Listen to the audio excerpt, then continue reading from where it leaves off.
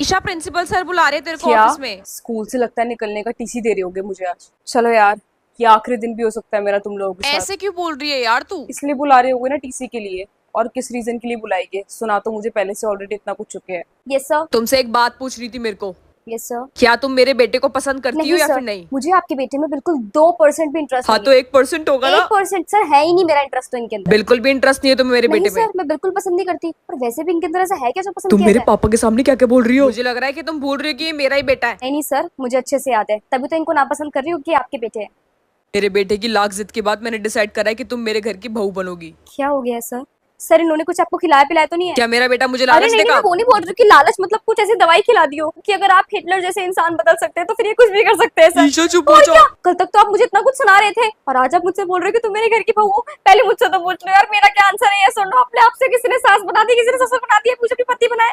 पसंद तुम भी नहीं करती हो सर, लगता है। मैं कोई पसंद पसंद नहीं करती हूँ इनको। ना इन्होंने आज तक मुझे प्रपोज करा, ना इन्होंने मुझसे आज तक अपनी फीलिंग शेयर करी। मैंने हाँ करी तो तो वो थी। तब करी थी जब मेरा मूड अच्छा तुम नहीं था। भूल गई मैंने करी थी। तब करते, अगर मूड अच्छा होता तो सोचती भी। सर इन्होंने मुझसे कुछ नहीं बोला अब तक। एक काम करना है कि मम्मी को बात करनी पड़ेगी मुझे कॉल करके, तभी बात सर होगी। आप जो हिटलर है ना, मेरी मम्मी हिटलर वुमेन है। अगर उनको इन सब चीजों के बारे में कुछ भी पता चल गया तो मेरी बहुत लड़ाई होने वाली है। हम बात कर लेंगे बड़े मिलकर। नहीं नहीं भाई, मेरे घर नहीं सर। सर वैसे ही मैं भी बहुत छोटी हूँ सर। कोई बात सर आई एम नहीं। इन 12th सर। हमारे टाइम पे शादी हो जाती थी अब तक। सर वो पहले का टाइम था, आपका टाइम अलग है सर। तुम्हारा तो ना मुंह तोड़ के ना मैं बताती हूँ। ईशा प्रिंसिपल का बेटा हूँ मैं। यहाँ पर तुम्हारे घर वाले मुझे अपनी बहू बनाने में लगे हुए हैं और तुम सोच रहे हो कि मैं तुम्हें अभी 20 साल वाली रिस्पेक्ट दूंगी। हाँ वैसे देनी तो चाहिए निकलो तुम्हें। यहाँ से, मैं नहीं देने वाली। कितना मजा आएगा, हमारी शादी हो जाएगी। देखो अगर मेरी मम्मी को पता चल गया ना तो फिर तुम्हें जाओगी कहाँ अरे से? बड़े बड़े बात कर अरे लेंगे, नहीं टेंशन कर मत लो। सकती यार, ये सब तुम पागल वागल हो गया। आई या फिर मैं ही बात कर लेता हूँ आंटी से। नहीं यार, नहीं कर सकती मैं। कुछ नहीं होगा, तुम बिलीव करो।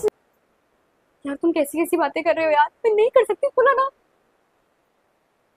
नहीं सर, देखिए sir, I respect you but sir मेरी मम्मी इन सब चीजों के लिए बिल्कुल अलाउ नहीं करने वाली है। नहीं सर प्लीज सर, मैं हाथ जोड़ती हूँ सर, मेरी मम्मी को मत फोन मिलाओ। आप ये क्या कर रहे हो?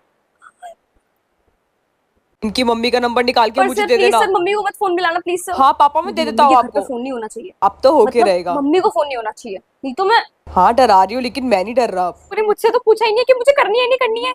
और अगर इन लोगों ने सच में मेरी मम्मी को कॉल कर दिया, क्यों? मम्मी आपको सुबह से कोई अननोन कॉल तो नहीं आया ना? ये आ तो रहा है, किसका नंबर है ये। तो क्या लगता है आपको, इस लव स्टोरी में क्या प्रिंसिपल का बेटा ईशा से शादी कर पाएगा? क्या ईशा की मम्मी राजी होगी? क्या ये सच ईशा अपनी मम्मी को बता पाएगी? और अगर उनको पता चल गया तो फिर उनका रिएक्शन क्या होगा? क्या मुझे स्टोरी में कुछ और ट्विस्ट लाना चाहिए? मुझे कमेंट सेक्शन में जरूर कमेंट करके बताना। एंड गाइस, अगर आप इस वीडियो को प्यार दोगे तभी नेक्स्ट पार्ट आएगा। और इसके साथ साथ आपको मेरी सारी की सारी वीडियोस में भी प्यार देना। अब तो प्रिंसिपल के पापा भी मान ही गए, आई मीन टू से ईशा के ससुर जी। चलो फिर देखते हैं इस लॉन्ग स्टोरी को प्यार मिलता है या फिर नहीं मिलता है। अगर मिला तो ही नेक्स्ट लॉन्ग स्टोरी आएगी।